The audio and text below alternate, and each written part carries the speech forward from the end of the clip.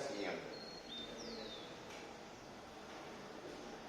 Nosotros tenemos el modelo estimado, ¿cierto?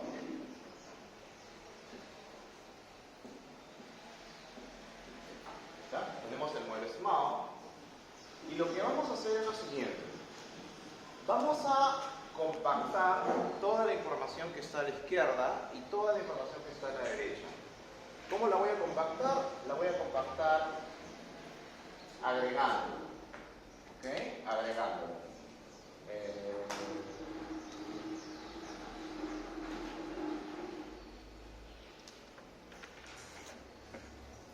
¿Ok? Acá voy a poner suma.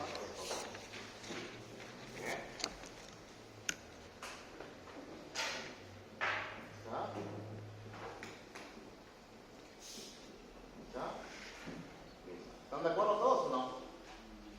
Si estoy sumando todos los elementos de la izquierda, es equivalente a sumar los elementos de la derecha.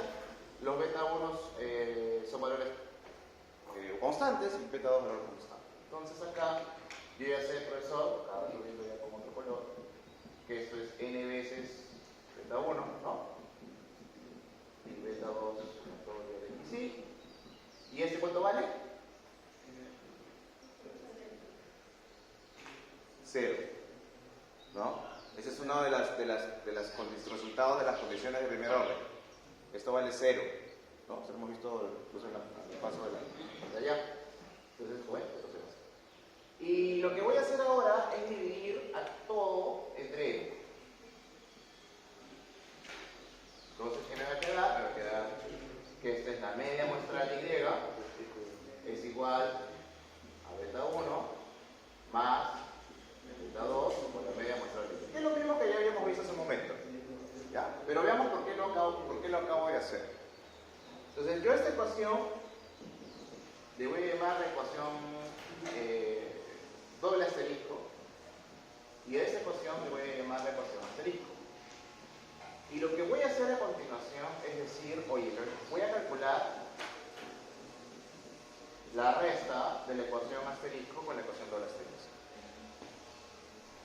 Es decir, que voy a restar, por ejemplo, lo que está a la izquierda y voy a restar los elementos que están a la derecha. Lo voy a tener así, y de ahí, menos la media Y, estoy restando los elementos que están a la izquierda. ¿Qué va a ocurrir con beta 1? Se va porque está igualito, ¿no? Arriba y abajo. ¿Sí? Y le voy a tener acá solamente beta 2, y ese beta 2, ¿por qué no está multiplicado? Igual a xy menos la media y más, ¿correcto?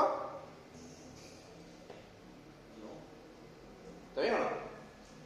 ¿Sí? Porque el error no tiene que restarse, pues, ¿no? Es el error solito. Entonces, ¿qué modelo tenemos acá? Esto parece también un modelo de regresión, ¿cierto? Pero la diferencia de este modelo acá, a diferencia del de arriba, es que este de aquí no tiene intercepto.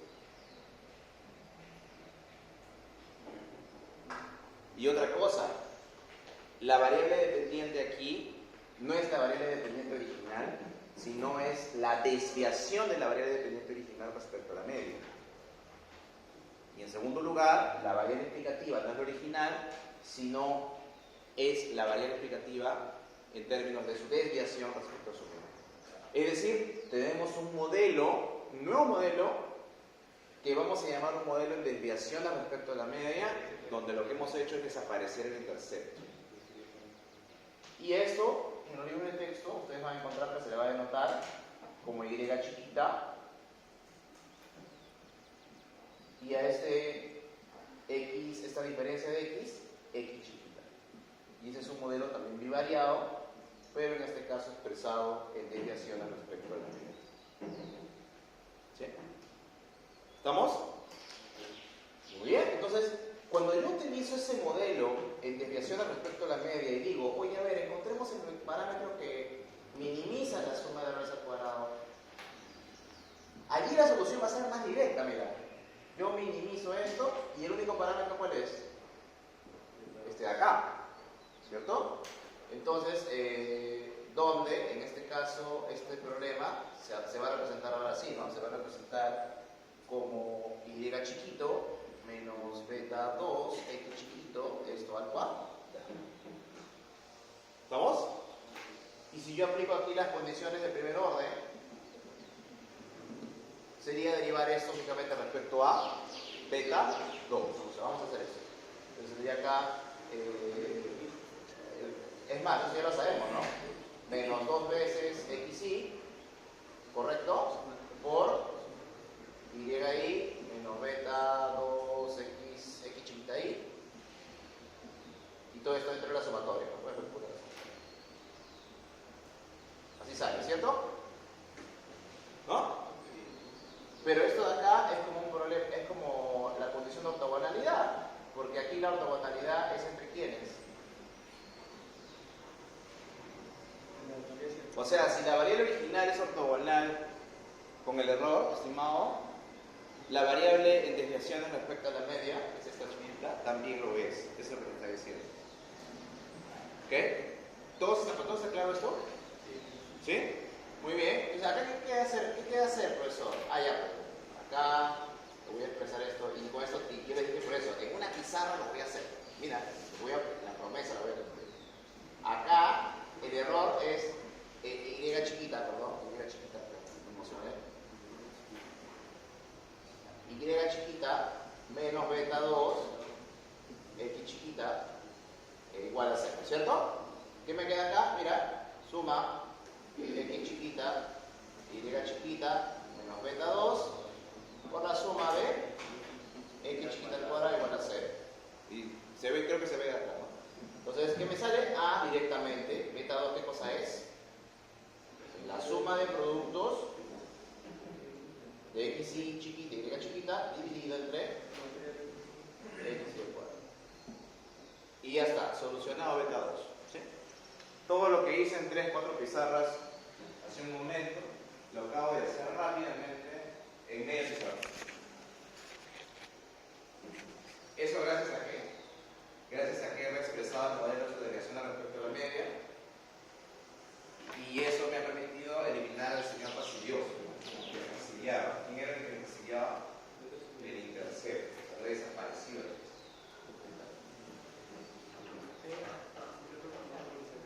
Ahora, profesor, pero el intercepto ya no va a existir. No, el intercepto no lo puedes recuperar.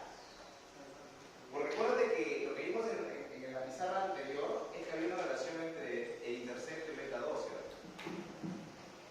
¿No? De la ecuación triple I. ¿No? En la ecuación triple I que tenías, el intercepto es igual a la media de Y menos el valor estimado de beta 2, que lo acabo de obtener por la media de Y. Entonces lo puedes recuperar, porque ahí tienes los dos parámetros. ¿Se entendió? ¿Dudas? Díganme si tienen dudas hasta acá. ¿Por qué les digo que me digan si tienen dudas? Porque esta expresión la vamos a usar en todo el modelo bivariado. O sea, ahorita en toda la clase de hoy día la vamos a usar. Esta de acá. ¿Ya? Por eso les pregunto, ¿tienen alguna duda, pregunta? ¿Está clara la parte? Sí. Ya, este se llama modelo de desviación. Modelo, acá le voy a poner, ¿ya? Modelo en desviaciones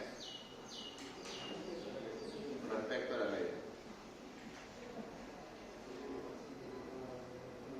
O también llamado simplemente como el modelo de desviación.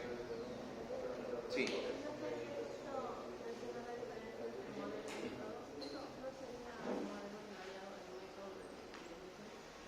El modelo sigue siendo bivariado acá. O sea, acuérdate que la nomenclatura, la denominación de bivariado es por la cantidad de variables. En este caso sigue habiendo una variable explicativa, sigue habiendo una dependiente, tienen dos. ¿Alguna otra pregunta, chicos? ¿Ninguna? Muy bien, terminen de copiar por favor esto. Para pasar ahora a las propiedades de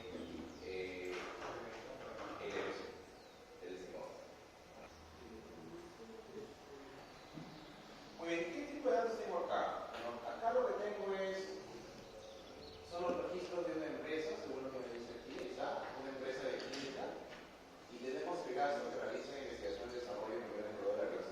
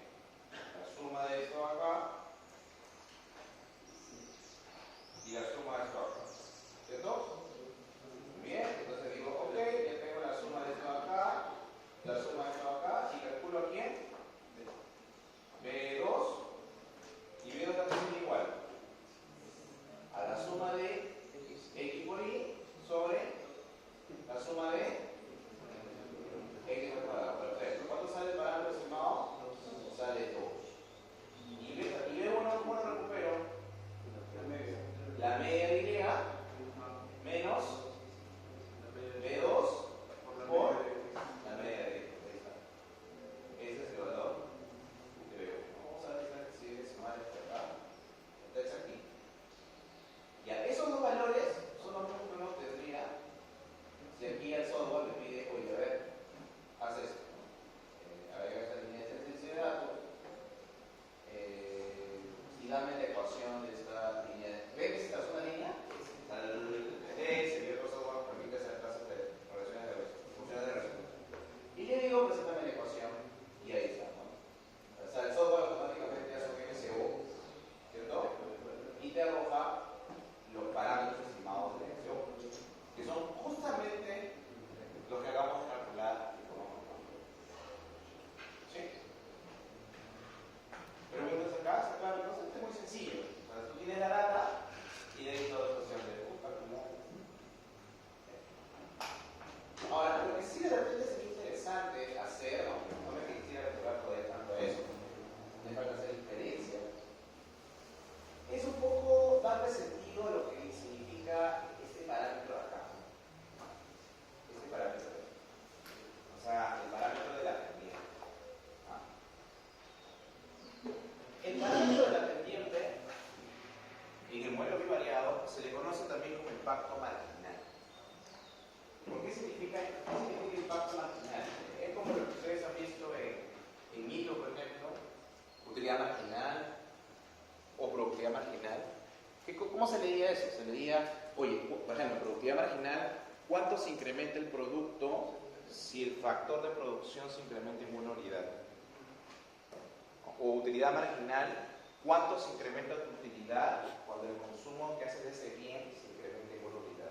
O sea, siempre la figura de marginal es qué es lo que pasa en algo cuando cierta variable aumenta en un bien. Entonces, si este B2 es un impacto marginal, lo que nos estaría diciendo es qué cosa. Nos estaría diciendo en cuánto se espera que se incremente la variable dependiente cuando la variable explicativa aumente en 1. ¿Ok? Aumente en 1, pero aumente en 1 respecto de qué, porque eso es importante. ¿Sí? El impacto marginal siempre es ok, se incrementa en 1, pero respecto de qué referencia. En este caso es se incrementa en 1 respecto a la media. Porque recuerden que este B2 viene de dónde? Viene de este modelo acá. O sea, el B2 lo que te está midiendo es el cambio que tiene esta variable cuando esto de acá se incrementa en 1. ¿Sí? Entonces, ¿qué nos diría en este contexto de gasto y ganancia anual que esto sea 2? Recuerden, el gasto está en millones y la ganancia está en millones. Lo que te diría es, si el gasto en investigación y desarrollo se incrementa en 1 millón, porque esa es la variación de 1, de unidad que tiene esto de acá, la ganancia anual esperada se incrementa en 2 millones. ¿Cierto? O sea, y eso justamente se ve un poco aquí en la recta. En la recta se ve, por ejemplo, cuando yo paso, para dónde se ve más claro. Acá, 4, 5. O sea, más o menos se ve esa relación, ¿no? Cada vez que yo incremento esto en 1, este de acá se incrementa en 2 aproximadamente. Bueno, entonces, por el tema de la escala no se ve bien, pero por eso es lo que te recoge la pendiente. La pendiente es como si fuera, si lo vemos, yo sé que ustedes van a conocer esto, es algo así, ¿no? Si esto cambia en 1, esto de acá, bueno, acá más chiquito, no me sale. A ver, voy a hacerlo así, ¿ya? Yo sé que acá no voy a respetar la escala, pero si esto cambia en 1, este cambia en 2, ¿verdad? No lo puedo hacer bien por la escala. 1 y eso sería 2. Esa es la pendiente. Lo voy a poner igual formalmente acá, ¿ya? Lo voy a poner probablemente aquí en la pizarra para que quede bien.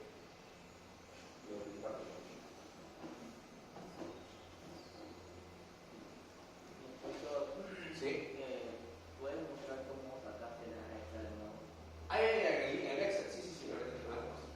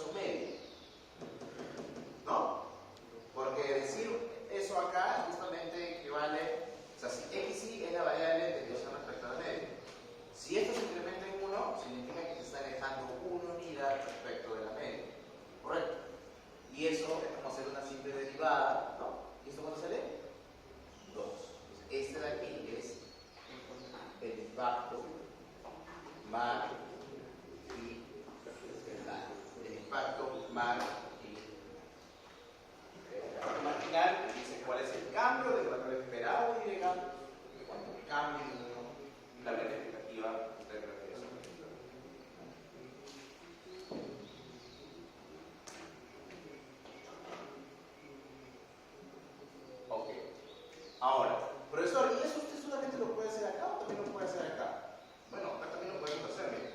¿Qué tendría que hacer? Con otro color ahora. Este es el modelo, el otro modelo, aquí también tendría esto, ¿no? El valor estimado de Y, 20, más 2 veces X. ¿Cierto? Y acá también podría preguntarme, ¿cuánto cambia Y cuando cambia X? ¿Y a cuánto sale? 2. Profe, ¿qué significa esto? Y escuchen bien esto, chicos, porque yo sé que cuando lleguen de repente a los modelos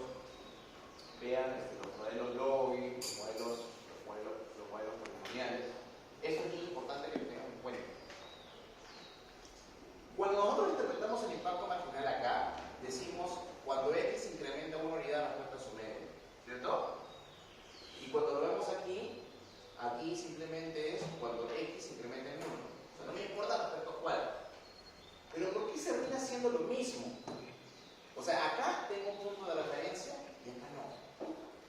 ¿Y por qué termina siendo lo mismo? Porque el modelo es lineal.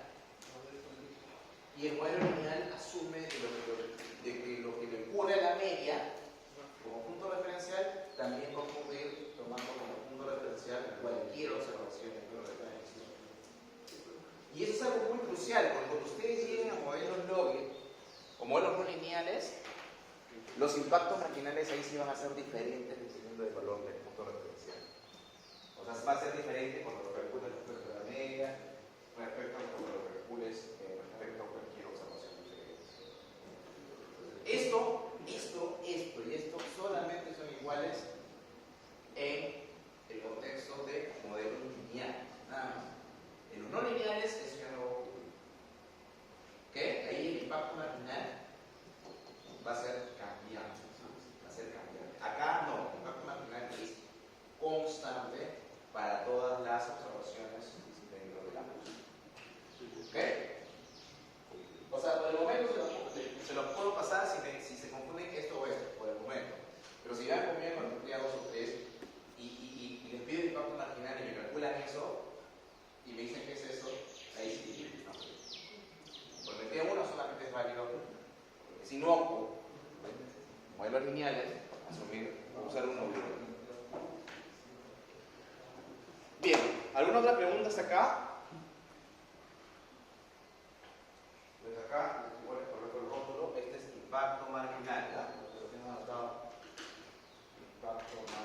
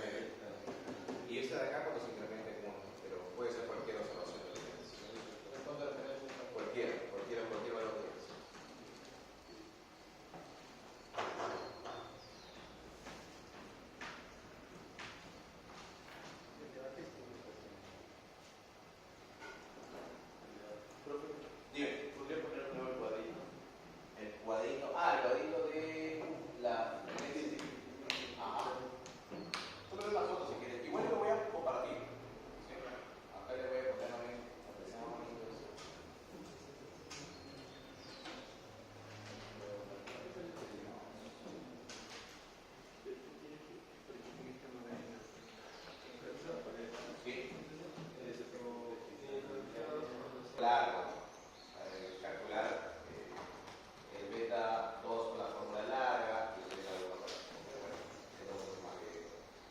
Pero vean que también haciéndolo con el método abreviado, en indicaciones es más rápido, incluso la parte de cálculo. Y pasamos ahora a las propiedades del estimador. Muy bien.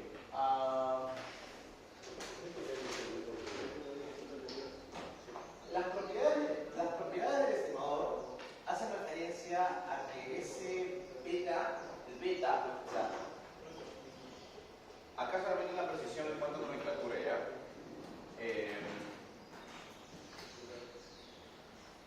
Nosotros tenemos dos parámetros, ¿verdad? Beta 1 y beta 2, ¿verdad? ¿Ya? Ya. Bien, como esto es un par de parámetros, lo que vamos a hacer es representar este par de parámetros en un vector. ¿Ya? Un vector de orden 2 por 1. Es decir, los dos elementos estimados los vamos a poner en una columna. ¿Okay? Una columna con dos filas, por eso es 2 por 1. Aquí vamos a empezar ya. Esta es una intro de lo que vamos a ver con notación matricial. Muy bien. Muy bien. Entonces, ¿se acuerdan que yo el día de ayer les había comentado de que sin perjuicio de tener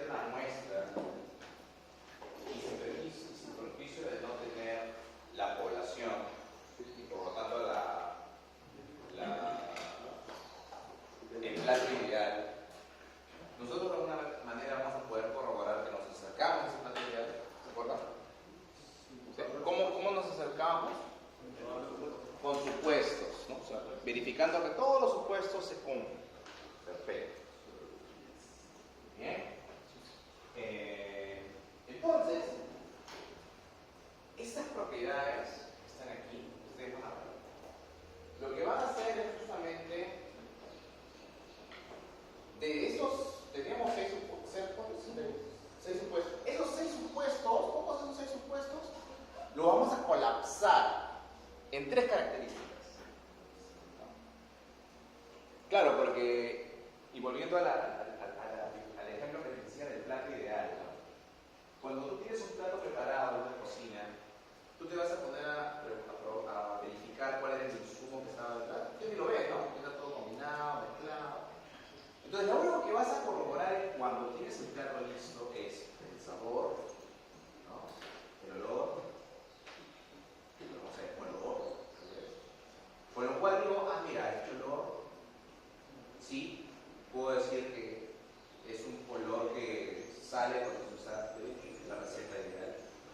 O es un olor que también sale a la receta ideal. Es decir, son características del producto que me hacen inferir que se han utilizado los elementos de la receta ideal. ¿Correcto? Muy bien. Dejando la parte plural. En términos del modelo econométrico, esos seis supuestos del modelo se van a resumir en tres propiedades. O sea, todo resultado de esta estimación se va a poder evidenciar en base a sus propiedades. Y las tres propiedades que tienen,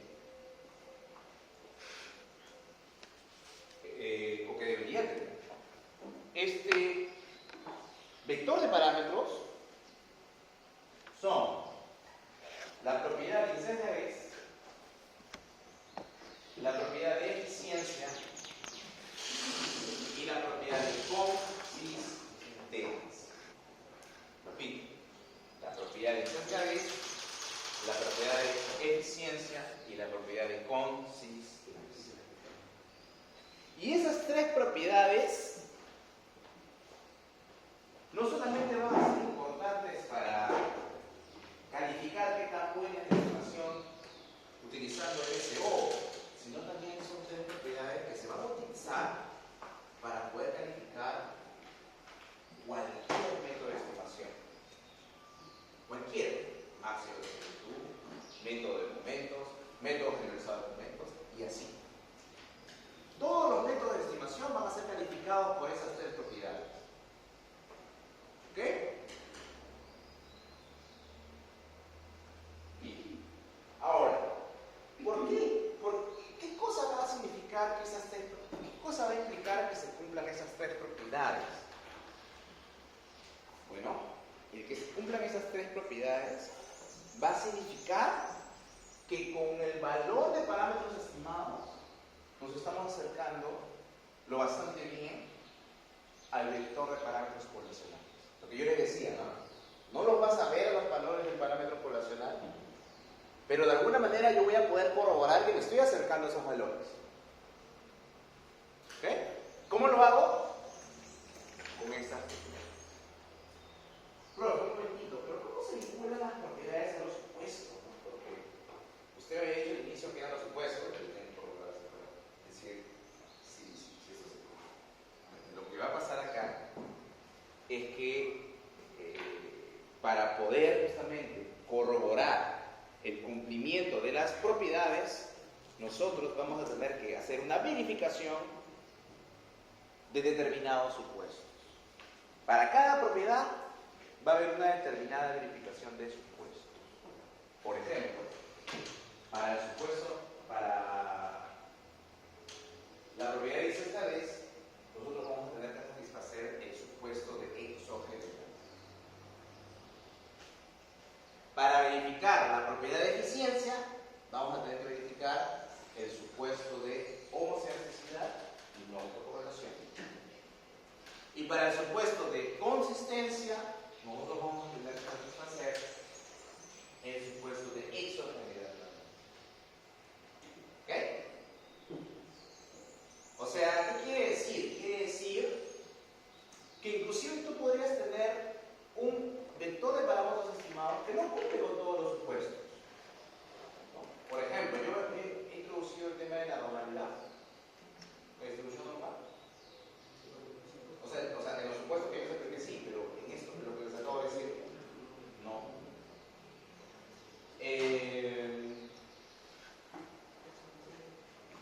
qué? Porque estas propiedades, o sea, es como que tú tienes una receta, ¿correcto? Pero esa receta, determinados pasos, determinados insumos son indispensables. O sea, sí o sí tienen que estar. Y otros no necesariamente no. Y justamente la distribución normal es uno de los que no necesariamente tienen que cumplirse para yo poder señalar si un método de estimación garantiza que estas propiedades se tengan. Y eso lo vamos a señalar por qué más adelante. Vamos a señalar más adelante por qué el supuesto de distribución normal no es tan crucial para estas propiedades. Y eso tiene que ver, ¿saben con qué? Con lo que nosotros conocemos, con lo que ustedes conocen como el teorema de límite central. El teorema de límite central te dice, tú puedes tener una distribución que no es normal en la media, pero a medida que el tamaño de la muestra se hace mayor que 30, ya no importa, la distribución es normal. ¿Sí? Y a eso justamente está relacionado al que no necesariamente, si la normalidad no existe, todo se cae, ¿no? Hay una forma de salvarlo, y eso justamente va a ser el teorema de límite. ¿Bien? Muy bien. Muy bien, entonces eso es solamente una presentación. Vamos a hacer aquí el corte, ¿ok? Porque luego del corte ya yo voy a empezar a desarrollar cada propiedad. O sea, yo les voy a decir, mira, esta es la propiedad, en esto consiste, esta es su representación matemática estadística, y para que se cumpla necesito que se varíe